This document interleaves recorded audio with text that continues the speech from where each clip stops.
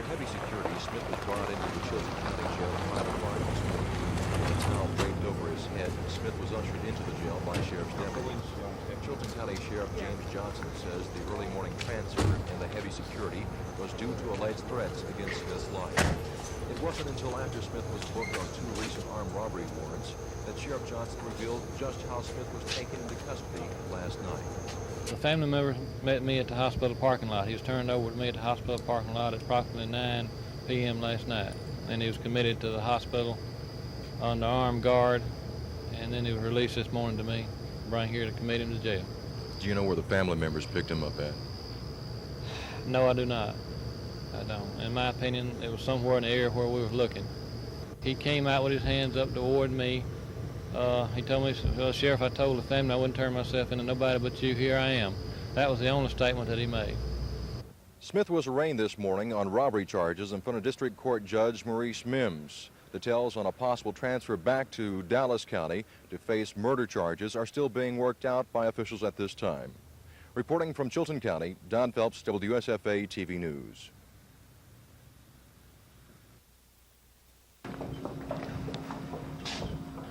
Frightened, nervous, tired, and limping, Smith was led through the Chilton County Courthouse to appear before Judge Maurice Mims for arraignment on 2 counts of first-degree armed robbery. The charges stem from the holdup of 2 women in the Plantersville area just 2 days before the fatal Selma shootings. During the arraignment, Smith told Judge Mims he had no money or property and could not afford a lawyer. Smith was declared indigent and a lawyer was appointed to defend him. The court proceeding was the end to a very long day for Smith, a day that actually started last night when he surrendered to Chilton County Sheriff James Johnson at Baptist Medical Center in Clanton. Family members drove Smith to the hospital where he met Sheriff Johnson at the emergency entrance. He was held for 8 hours at the hospital under heavy guard. Smith was transferred to the Chilton County Jail, again under heavy security. Smith, who had a towel draped around his head, was ushered quickly into the jail. Sheriff Johnson said the early morning transfer and heavy security was due to alleged threats on Smith's life. After Smith was inside the jail, Sheriff Johnson said there were some tense moments before Smith showed up at 9 o'clock. After 6:30, I had some doubts in my mind, but I still had faith in the family because they had cooperated with me 100% in every respect. So I still felt like it would take place, and I felt like it'd probably be after dark because of where they had to come from. They probably didn't want nobody to know that they had him in the truck, so they got him to me. So I think that's the reason they waited after dark. I was taking a gamble, but it worked. Sometimes you have to gamble in law enforcement. This time it paid off. Right now the question is whether Smith will remain here in Chilton County to face robbery charges or be returned to Dallas County to face murder charges. It's a question still trying to be answered by authorities. Reporting from Chilton County, Don Phelps, WSFA TV News. Would permit. Shuttlesworth would come from Birmingham. I would come from Mobile. Ralph and Martin would come SCLC. Later we expanded that for economic justice, for political justice, and for peace. The founding president of our movement proclaimed almost 20 years ago that he had a dream. It all started here in the cradle of the Confederacy. The reflection on the past, on the struggle, on the tears, on the tragedy and triumph, on the struggle and sacrifice. Food chain operating in Alabama and Georgia.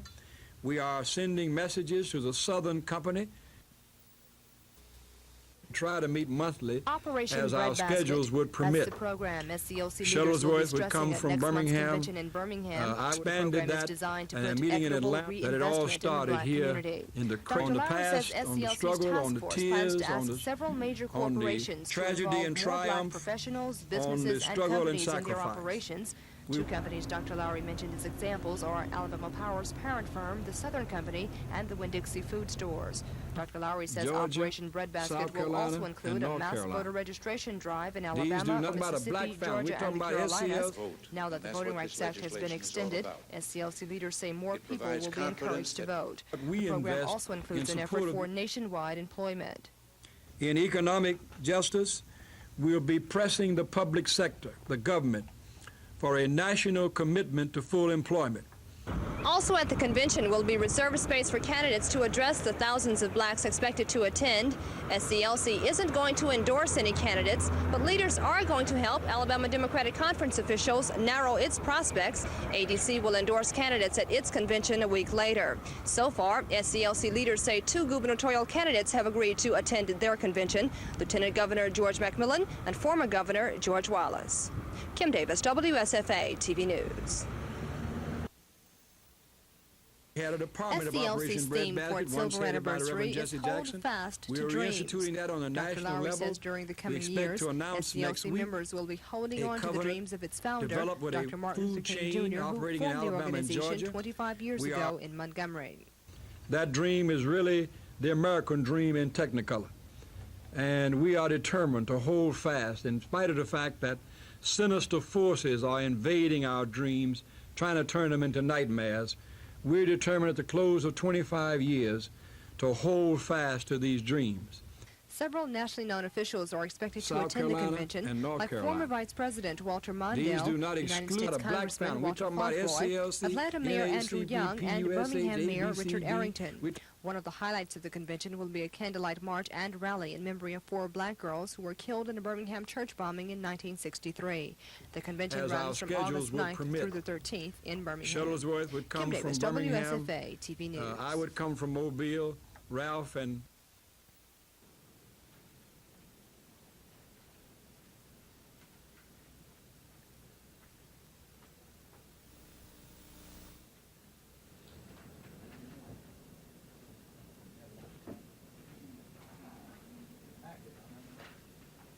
textile company because there was an opinion that dealt with it to reconsider number 613 by officials and members of the Alabama Beekeepers. At the end of the tape. First, I want to apologize for the errors in my letter, particularly Neil Davis. I think we've got a similar circumstance here, and I did want to ask that this be examined a little further.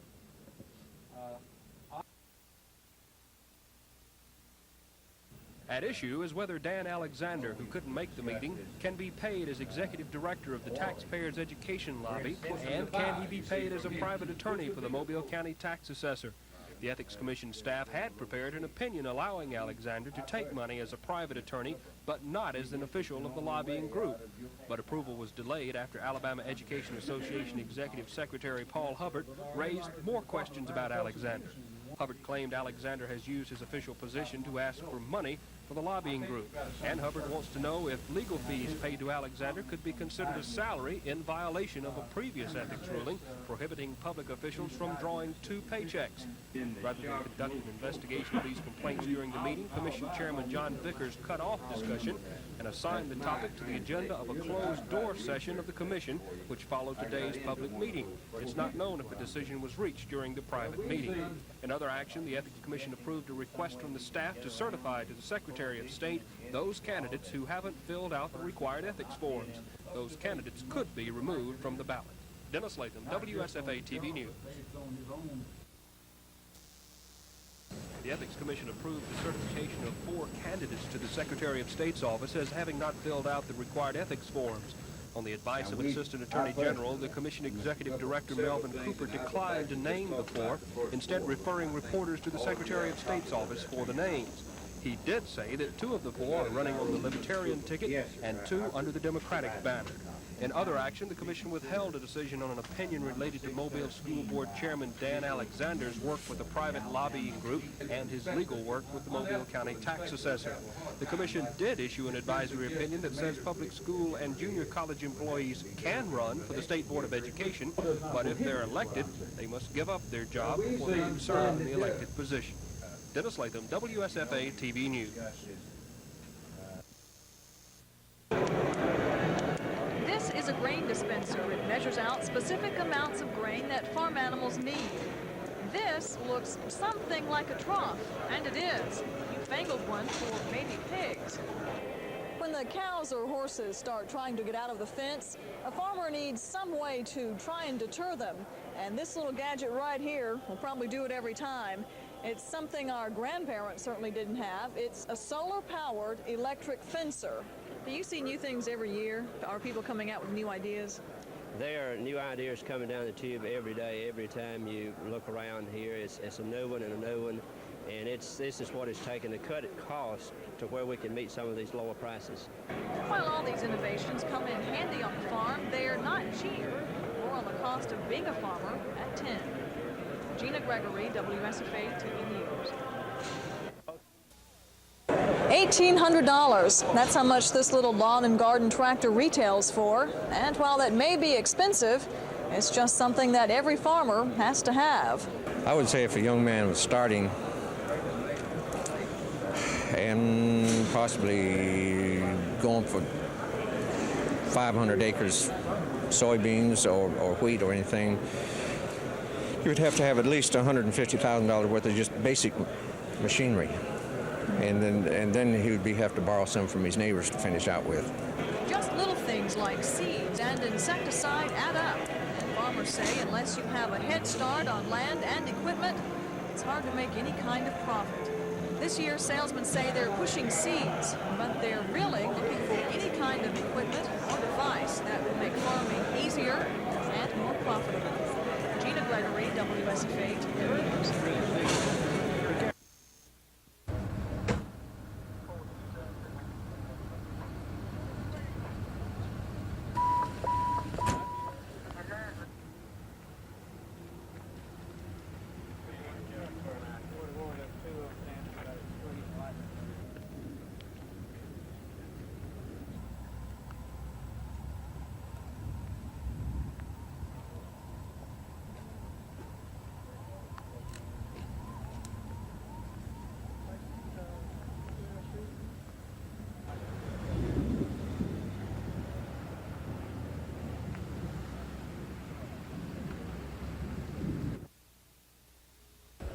Montgomery City Rescue Squad found 50-year-old John C. Caldwell lying unconscious underneath this tree about 3:45 this afternoon.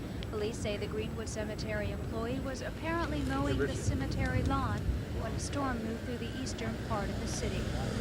Lightning struck him, we think, somewhere in or about the chest. And lightning carries, literally hundreds of thousands of volts. And when it hit him, rendered him unconscious, and that's basically the way we found him. Police Lieutenant E.E. Wright says he doesn't know if Caldwell was hit directly by lightning or if the lightning hit a nearby tree first. Another cemetery employee, 21-year-old George Patton, was working with Caldwell at the time. Authorities say Patton felt some tingling in his arms but was not hit by lightning. Patton was treated for shock at a local hospital and released. Susan Silvernail, WSFA TV News. Roads, bridges. It's been a long day of driving across the state for the governor as he personally hands local school officials letters committing the construction dollars. The stops included the Jess Lanier High School in Bessemer, where they want to replace a burned-down library, the Talladega Courthouse, where officials plan to rebuild new classrooms, and Cedar Bluff, where the entire school needs renovation. At each of the locations, the governor told the people they were just getting their share of what he calls all Alabamians' oil money. Absolutely cringe every time I hear politicians say the old governor is giving you this, or the old governor is fixed this road for you, or did this or that or the other. No politician ever gave you anything, period. And I hope we are beginning to understand that. This money belonged to the people of Alabama because we so release public tracts to oil companies to drill for oil. Bad flying conditions canceled the governor's appearance in Centerville, but not the commitment to the $350,000 they say they need to renovate and expand two elementary schools. Chris Grimshaw, WSFA TV News, traveling with the governor. Repetition. They say, oh, God.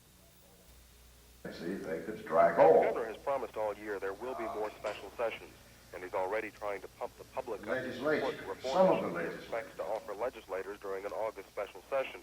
And he told audiences across the state, as he did in Opelika this evening, what those reforms will be. And they're not new. They include the governor's criminal law reform package, 2 bills to restructure and strengthen the out of Division every of Higher tax dollar. Education, and perhaps the I most controversial issue, we're not state delivering the full service that we should. But now the governor has chosen to tie his retirement reform to what he considers an attractive, popular public concern. Right now, We have 1,000 kindergarten units in the state. That's a third. It takes $20 million to put in another 1,000 units. $20 million, another 1,000 units. We could have kindergarten throughout the state within 3 years, fully funded, 100% from the savings that would accrue from modification of the Alabama retirement systems, which cost $340 million a year, 15 cents out of every tax dollar.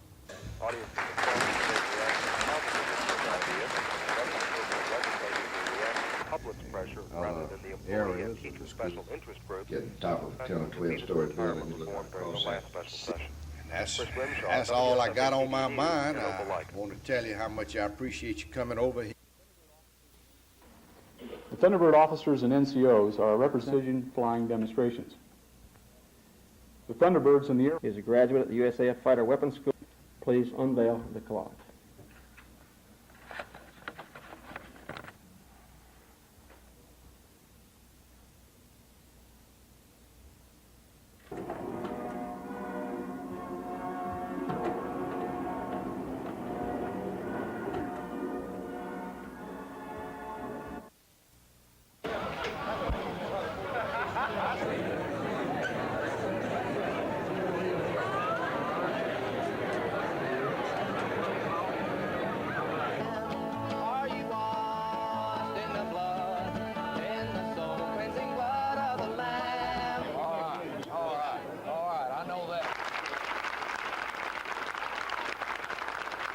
I think it is the greatest asset that I could think of because we believe we've got to put it together to protect all of us that will enable them to get a job and to hold that job.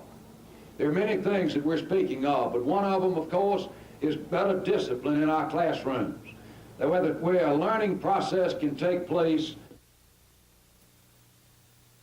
If you weren't tuned in early, you missed a lot last night. The Braves jumped on Cardinals starter John Stuper for 5 in the first inning. Chris Chambliss singles home Claude L. Washington there to get it all started. Rufino Linares follows with another single. That scores Bob Horner from second, and it's 2-0 Braves. Then Glenn Hubbard steps to the plate. He blasts his 6th home run of the season. It's a 3-run shot deep to left. 5-0 Braves, and they're thinking runaway. But Rick Mailer can't follow script. Before a man is out in the bottom of the first, he and Ken Daly have issued bases-loaded walks. The latter there to Darrell Porter made it a 5-2 game. Then Willie McGee takes this Daly pitch deep to the left field seats for his first Major League home run. And it's a biggie, a grand slammer. And when the first inning is over, St. Louis has regained the lead 6-5. That's where it stood till the 5th when Claude L. Washington capped a 3-run rally with a 2-run single off Jim Cott. That was the game winner. Atlanta beat St. Louis 8-6. Rick Pons, WSFA TV Sports. The game was all Cardinals from the outset. Bottom of the first, Keith Hernandez jumps on Bob Walk for this double to right center, driving in Lonnie Smith and Tommy Herr with the game's first 2 runs. Darrell Porter follows with another double to right center. That drives in Hernandez. 3-0 Cardinals. They led it 4-0 after 1. George Hendrick with this bloop hit to right over Claude L. Washington turned into a 2-run triple in the second. 6-0 Cardinals. They added 2 more. Steve Mura fired a 5-hit shutout. The final, St. Louis 8, Atlanta 0. Rick Pons, WSFA TV Sports.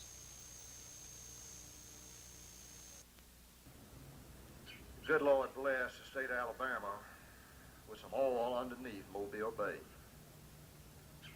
And there were some senators and some representatives down there that wanted mental health. Now, a lot of folks in Montgomery, a lot of fighting to say to you that the priorities with us today, a state board member, state board of education member, from those who represent this district. Warm, not really hot, a little bit pleasant in my judgment.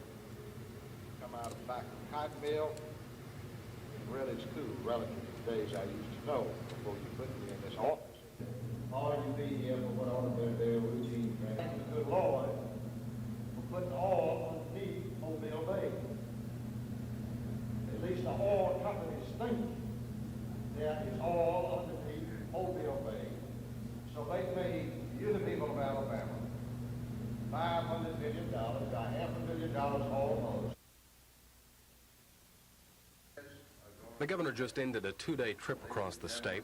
It wasn't a leisurely trip by any means. His days of traveling and meetings started very early and lasted long after sundown. He made as many as 6 speeches on Wednesday, 2 of which were outdoors or in unair-conditioned facilities, and the temperature was very hot. But the governor has an enthusiasm about speaking to a crowd. He says it's not because he likes to be before a crowd, but instead because he feels an obligation to give the crowd what he considers his sincere message despite the temperature. And despite the lure of an air-conditioned office or car, there's one part of each appearance he's rarely talked out of, and that's what they call working a crowd. That's not what he calls it. He calls it meeting the people. Staffers who travel with the governor are often aggravated that the governor will insist on taking the time, especially when it pushes a rush schedule behind by 30 minutes or even an hour. Security officers have had to learn that the governor will just stray off into a crowd without notice. Even his political adversaries agree that this is one genuine part about the governor. He likes to talk to people. The governor says he likes to thank people for taking the time to be interested in what he has to say. Although the governor says he is looking forward to stepping out of the limelight when his administration ends, it's apparently going to be hard for the governor to drop the habit of saying hello to virtually everybody he passes. Chris Grimshaw, WSFA TV News, traveling with the governor.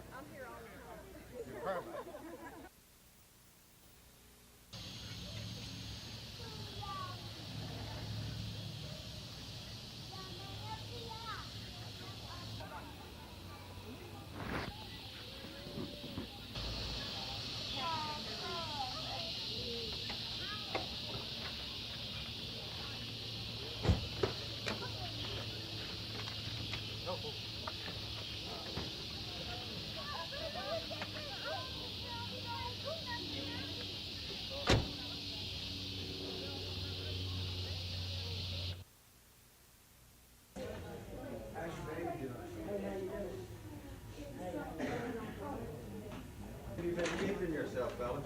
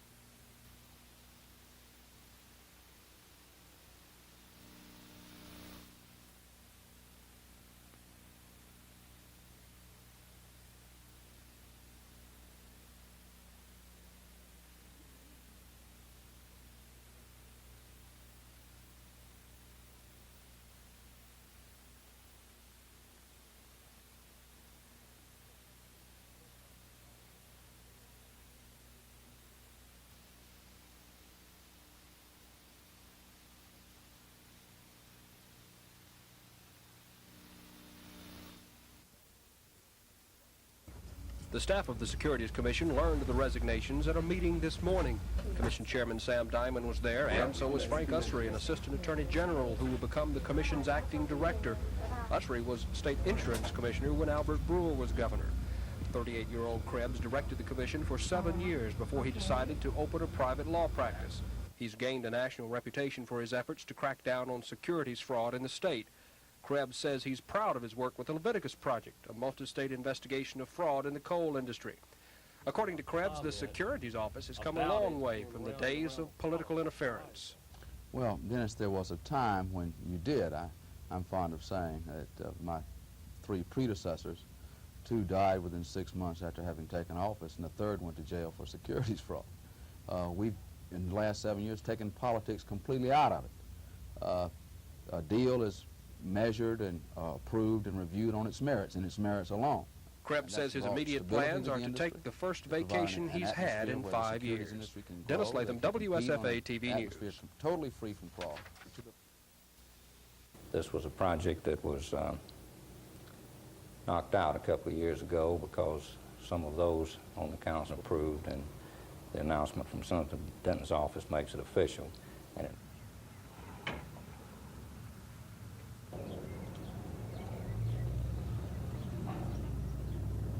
we asked for and received $175,000 in this year's community development program. That money will be used to renovate the building. The Bids have been sent out, the bids have been received, the bids are in order, and an award will be made very shortly. There's $225,000 in the 82 program that Senator Denton released today. That money will go towards the payment to the YMCA for the building and the grounds. An infant death is defined as the death of a child under 1 year of age. During 1981, there were 61,497 births in Alabama. In 1981, statistics show a total of 796 infants died during their first year of life, at a rate of 12.9 for each 1,000 live births. This compares to 960 infant deaths in 1980, a rate of 15.1 per 1,000 live births. Over the years, we have been reducing it considerably through maternal and child health programs throughout 6 or 7 counties.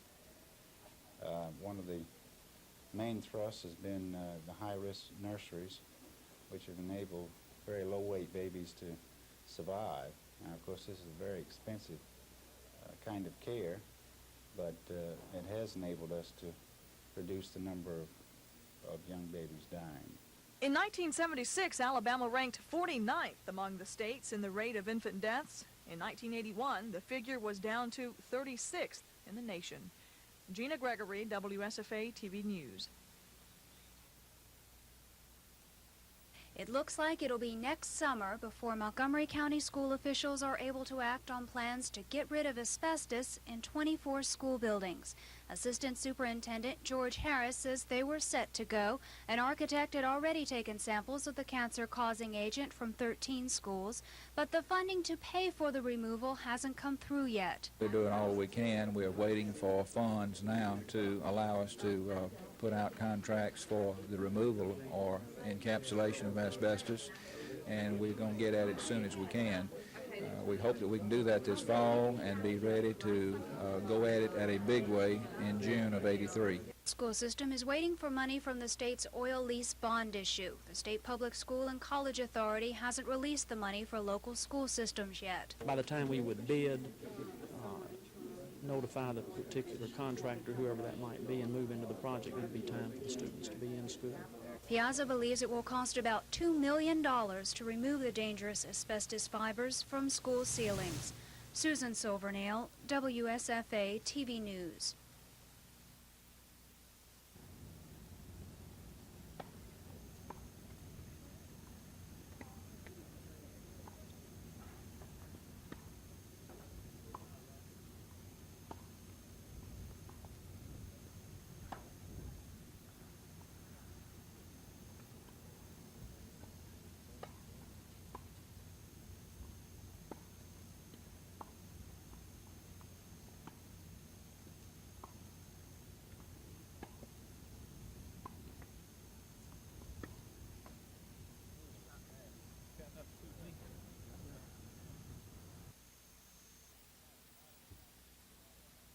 We've had a lot of indictments and a lot of prosecutions, and when a thief in New York is figuring which state he's going to go and maraud in, I think he reads those articles, and the last state he's going to come to is Alabama. So we'll run all those thieves to Georgia and to Florida, Mississippi, and Tennessee, but they don't come into Alabama. We have not had a boiler room in Alabama since 1977, when we shut one down 2 weeks after it opened.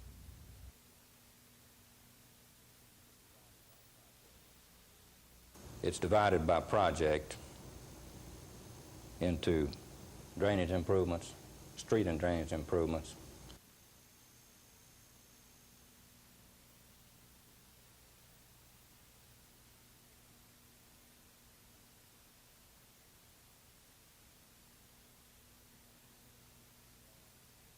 in Council District 1, no, excuse me. This was a project that was knocked out a couple of years ago because some of those on the council who thought it wasn't eligible went to Hood and got it knocked out. It was eligible then, it is eligible now, it has been approved now. To do what Mr. Oliver wants to do at Bellingrath will take another $145,000 to $175,000, and that request will be in next year's community development program. Improvements we're talking about a building, right? We're talking about swimming pool. This is a total improvement now, which will take 2 years. We're talking about a swimming pool. We're talking about a multi-purpose hard-top playground, basketball courts, tennis courts, this sort of thing. Good health care programs, including family planning, are the reasons for lower infant death rates. And that's according to Dr. Forrest Ludden of the Vital Statistics Bureau. But he says those programs are shutting down because the federal funds have been cut. A little concerned about what's going to happen in the next year or two, whether these rates will continue to go down. And, you know, we'd like to be number 1 rather than number 36. But you predict the mortality rate will go back up due to losing the funds? I think there's a good chance of it if these programs cannot continue to help mothers and babies. And Dr. Ludden says health care programs have never been a priority in the state, and considering Alabama's economic makeup, Dr. Ludden predicts the infant mortality rates will shoot right back up. Counties with the highest number of infant deaths in 1981 are in the so-called Black Belt. They're Bullock with 30.6%, Washington with 29.4%, Cherokee 29.5%, Sumter 29.4%, and Chambers 29.4%. Gina Gregory, WSFA TV News. Popcorn is more than a popular snack food. It's also a practical, inexpensive packing material for the shipment of fragile medicine bottles. It's used for this purpose at the Sioux City Serum Company, a mail-order animal health supply business.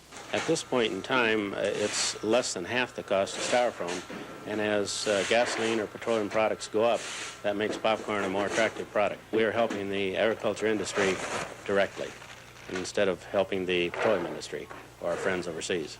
Last year, we used over 12 tons of popcorn for packing. The medicine packed here is used to treat animals ranging from cattle to collies and pigs to poodles across the nation. Veterinarians it's shipped to many miles away find their product protected not by styrofoam, not by shredded paper, but by puffy, pillowy popcorn. Animal health supplier Dick Priest says his unconventional method of parcel protection was inspired by memories of World War II. I had heard that cakes and cookies and items like this have been shipped to the boys in the service with the popcorn as the packing product instead of styrofoam or paper, and that's where I came up with the idea.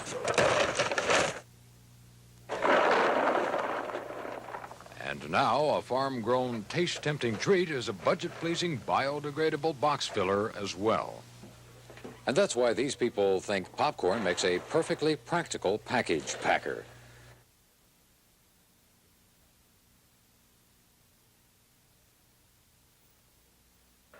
If you ever doubted the enthusiasm for the Atlanta Braves in the Southeast and here in Alabama in particular, you should have been in Birmingham tonight at Rickwood Field. Everyone, players, fans, everyone's into the Atlanta Braves. A sellout, standing room only crowd of close to 13,000 packed the nation's oldest ballpark tonight as the Braves took on the Southern League All-Stars. There's no question who most of the fans were there to see. Why are you here tonight? To see the Braves. Why?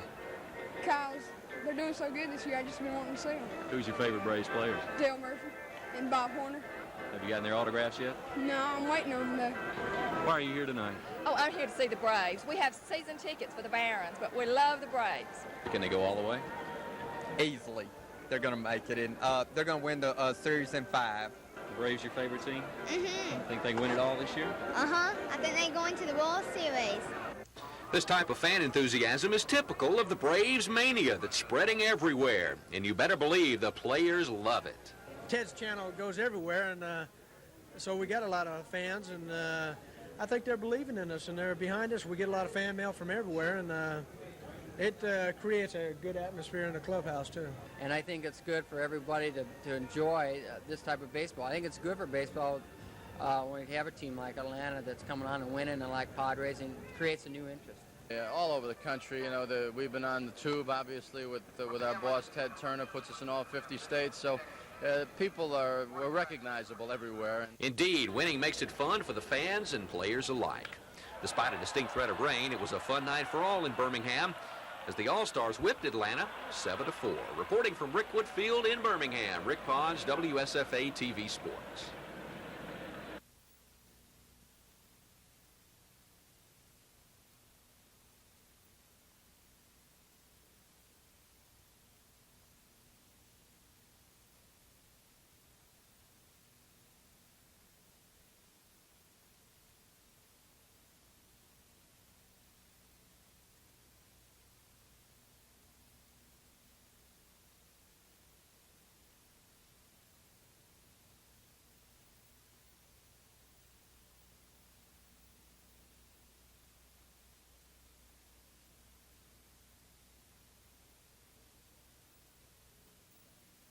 Today, Krebs, who's directed the commission staff for the last 7 years, told them he's leaving. His resignation is effective September 1st, but he'll go on administrative leave next week. Assistant State Attorney General Frank Ussery is the acting director until a permanent director can be hired by the commission. Ussery was insurance commissioner under Governor Albert Brewer. Krebs says he's had some differences of opinion with the commission members, but it's his decision to leave. 38-year-old Krebs gained a national reputation for his efforts to crack down on securities fraud in Alabama and in his work with the Leviticus Project, a multi-state investigation of fraud in the coal industry. Krebs says his immediate plans include the first vacation he's had in 5 years. Dennis Latham, WSFA TV News.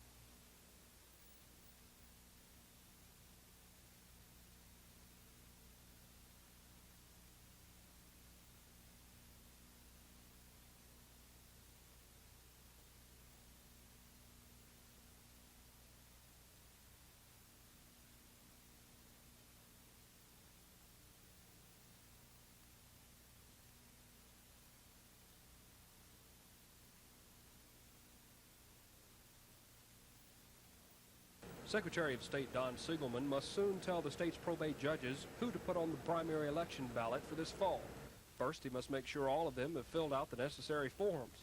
According to Elections Administrator Helen Moore, 22 candidates have not filed financial disclosure forms, and she says the Ethics Commission has certified the names of 3 others who've not turned in statements of economic interest.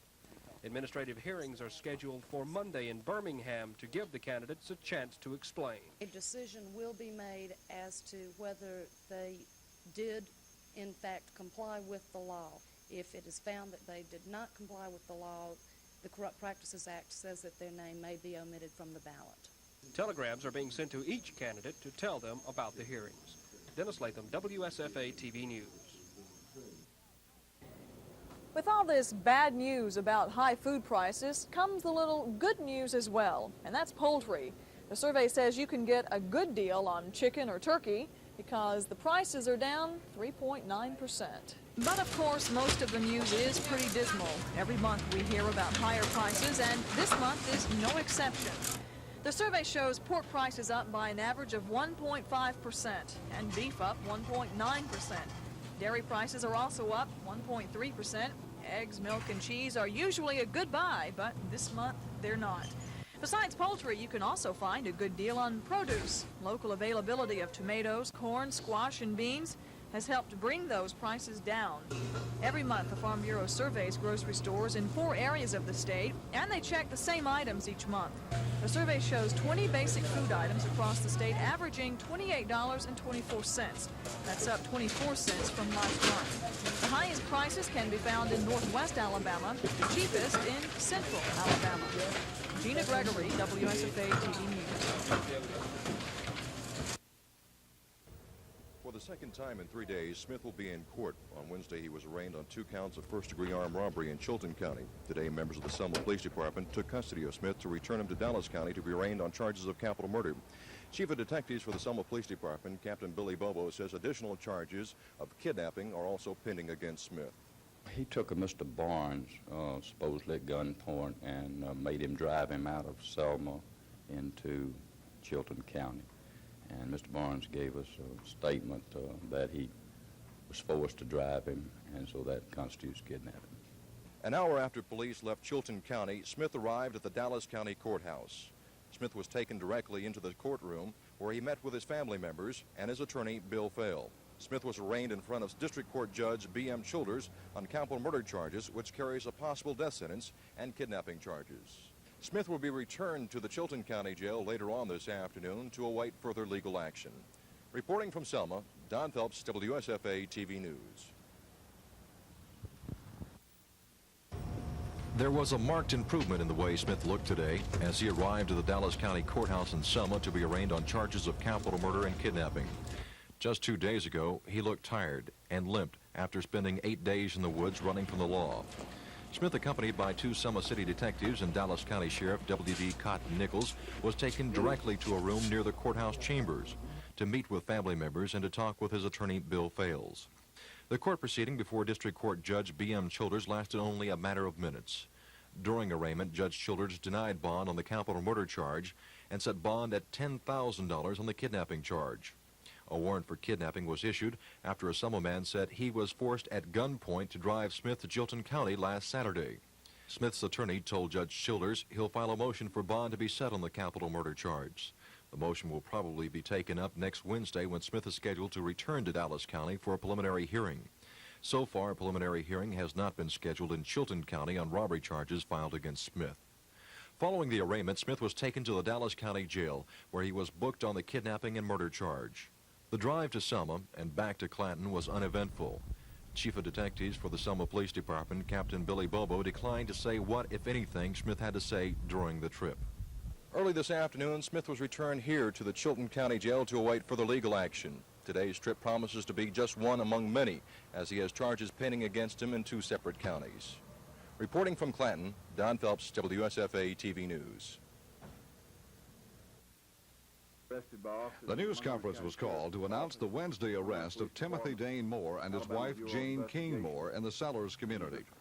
Officials displayed quantities of cocaine, hashish, marijuana, and methaqualone, and $21,000 in cash seized in the arrest. District Attorney Jimmy Evans had high praise for officers of the Montgomery County Sheriff's Office, Montgomery Police, the District Attorney's Office, and ABI agents who worked on the case. However, Evans was critical of District Court Judge Newman Sankey for reducing bond for the two from $300,000 to $2,500. Montgomery Police Chief Charles Swindle also had some words about the bond reduction. And it's appalling that this afternoon, I didn't know it until a few minutes ago, that already a bond reduction here and has been held, and these have been reduced to a pitiful sum that's going to put these people back out on the street or out away from this state.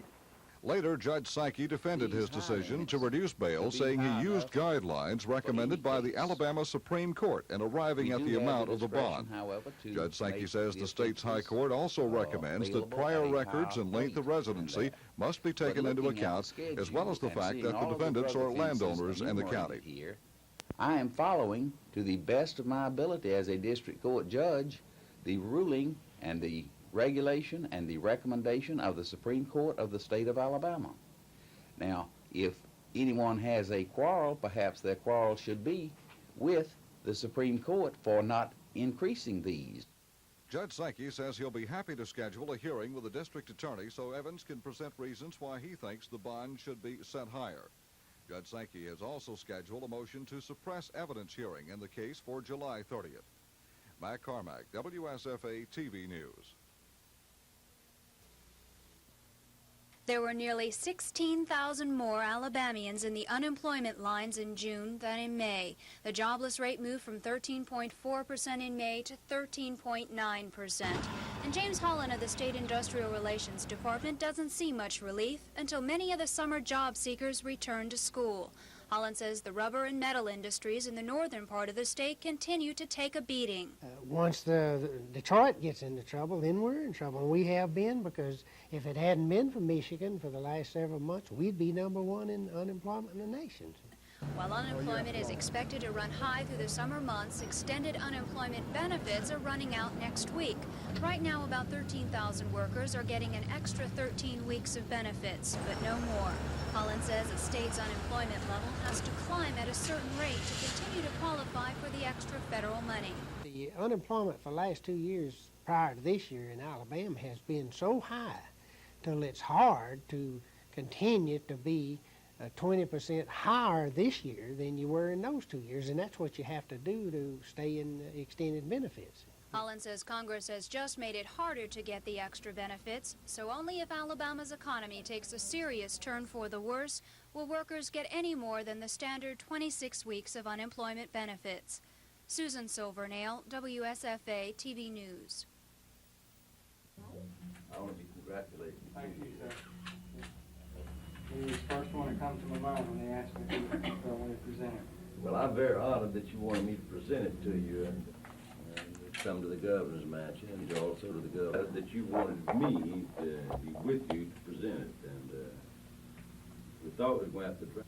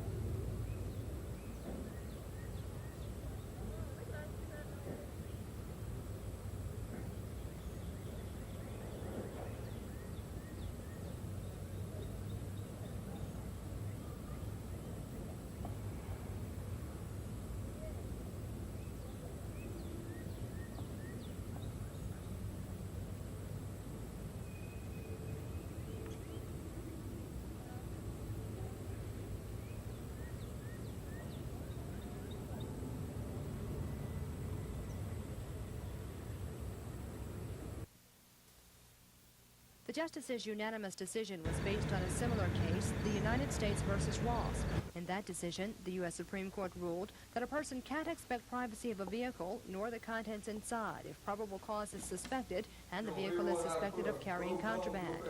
It was that thinking that led Montgomery police to search the Vogels' car May 30 of 1979 when it was parked near an abandoned airstrip in Montgomery. Police reports indicate the Vogels acted nervously when officers approached them. The report says the car's trunk was up and the officers saw the two men fumbling around inside. What the officers found during the search was about $1 million in drugs and 3 new duffel bags on the car seat. The officers said they thought the bags contained marijuana because of brick-shaped imprints. The Vogels were arrested, later tried and convicted of possessing marijuana. Robert Vogel received a 50-year sentence, Gerald 20 years. Both appealed their convictions. The state criminal appeals court said the search was legal, but the sentence was too harsh. Then the state Supreme Court reversed the appeals court decision, but today voided their first ruling and said in light of the Ross case, the search was legal. Police Chief Charles Swindle praised the justice's ruling. Always try to make it for better. the victim and not We to the go out and criminal. we point out to the Kim Davis, victim, your old man WSFA. killed a 61-year-old man. Standing in his front. Granted, that's what.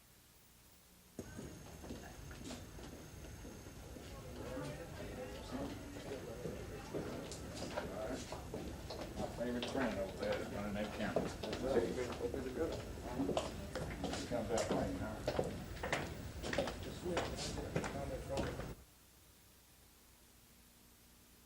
We oppose that.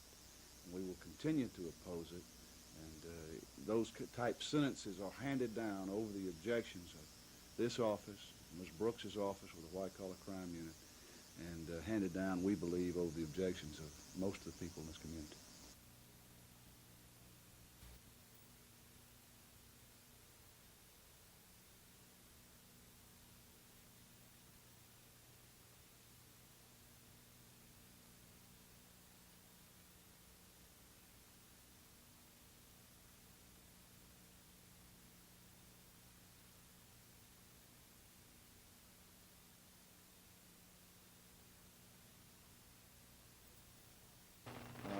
Floating around the office, and we got a copy of it. We can make sure all the copy. But as I understand, a Friday, and if I said Monday, y'all please correct that for me.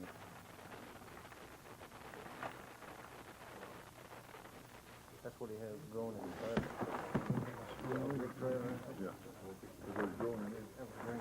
Do they want to do it? They want the rest of it? Put it in my phone.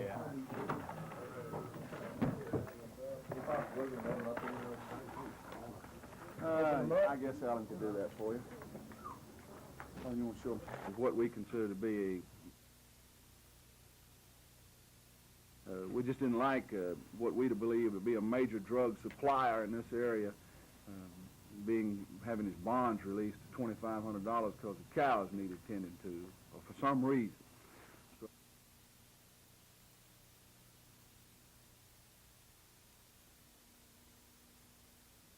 part of my job is to follow these unless there is some exceptional reason to do otherwise.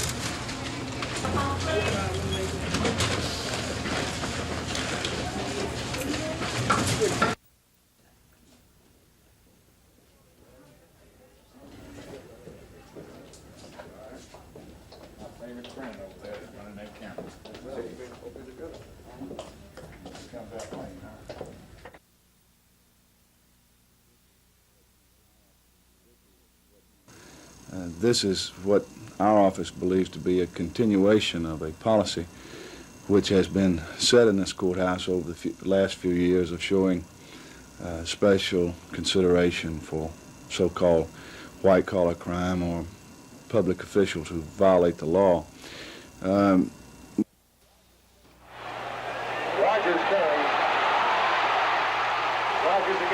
New Orleans Saints running back George Rogers, number 38, was the National Football League's Rookie of the Year in 1981. That year, while he was rushing for more than 1,000 yards, the former Heisman Trophy winner spent more than $10,000 for cocaine.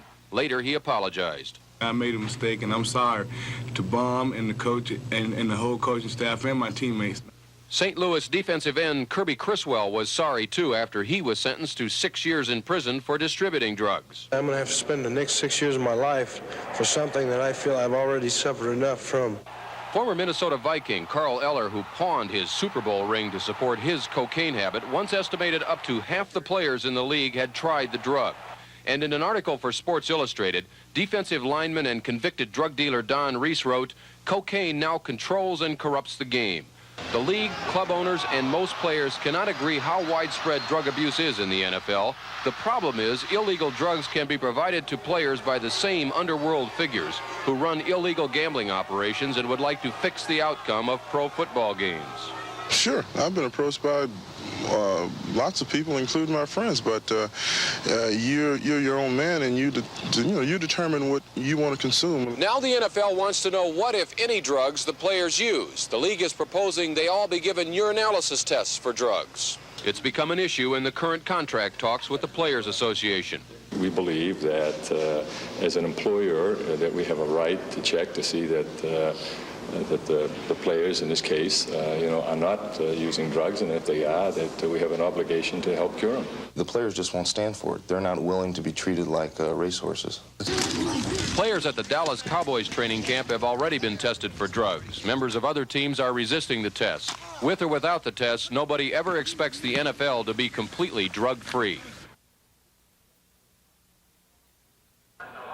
Braves pitching. It's been a major question mark throughout this extraordinary season. Despite a 13-game season-opening win streak, the top spot in the National League West, and baseball's best record, Braves fans still wonder, can the pitching hold up down the road to October? Manager Joe Torre thinks we hope so. It's held up so far, and we're 21 games over 500, so we'll be very pleased. I think our bullpen is really a stabilizer of this ball club, and if we can just get the starters to get us to the late men or even the middle men, I think we'll be all right. In St. Louis this past week, two Atlanta starters, Rick Mailer and Bob Walk, both had terrible outings. Good relief work and offense salvaged one win, but Torre knows to win a pennant, Braves starters must be more consistent. Mailer says some of the other no teams, need to worry. I don't think that the starting pitching is really going to be that much of a question mark. I think it's as good as the other teams have, and plus our bullpen and our defense really picks us up. I think our pitching staff can carry us through the season. If we don't get hurt, if we don't have any major injuries, if we can keep scoring runs like we do, if our defense holds up, and if we run the bases a little bit more than we have been, then our pitching will carry us through. Someone once said good pitching will stop good hitting. Well, the Braves are hoping adequate starting pitching and good relief work will silence the opposition hitters and bring a pennant back to Atlanta. Reporting from Birmingham, Rick Pons, WSFA TV Sports. Third base side. Third base side.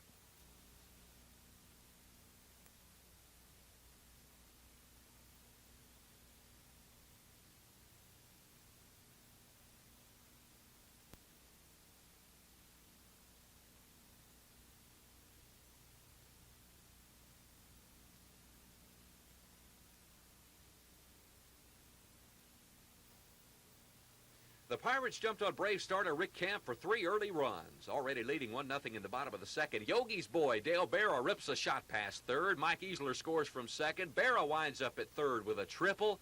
2-0 Pirates. Same inning and out later, it's the double steal to perfection. Omar Moreno swiping second. Berra races home from third, beating the throw to the plate after 2-3-0 Pittsburgh. In the 6th, with Al Roboski on the mound, counterpart Rick Rhoden lashes a long double to the right center field gap. That chases home Dave Parker and Dale Berra. 5-0 Pirates. They added one more in the 8th. Rick Rhoden fires a 6-hit shutout and strikes out Dale Murphy to win the game. And the Braves haven't scored in 22 innings. The final, Pittsburgh 6, Atlanta nothing. Rick Pons, WSFA TV Sports.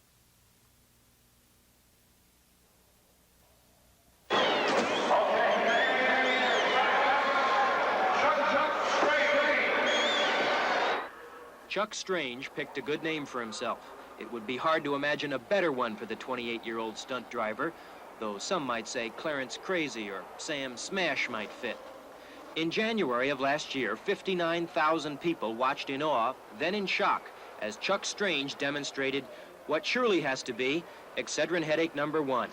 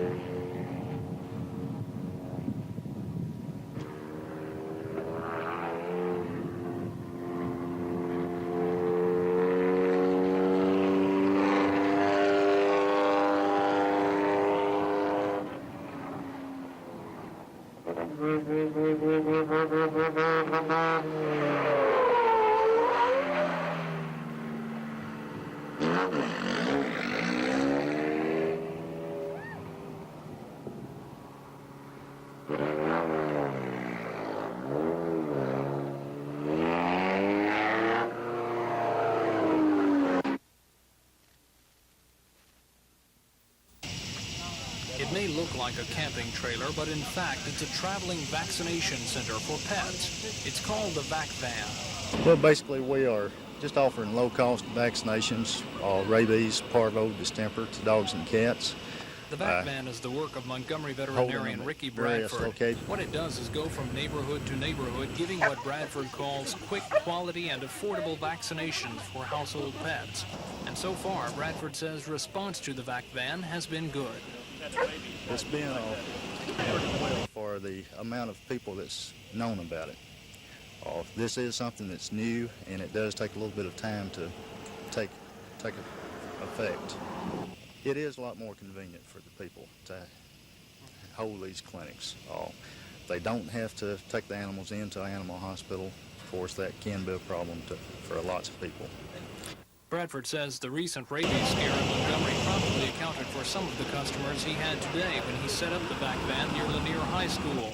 But this is not the only traveling vet clinic in the nation. Bradford says the idea started in California.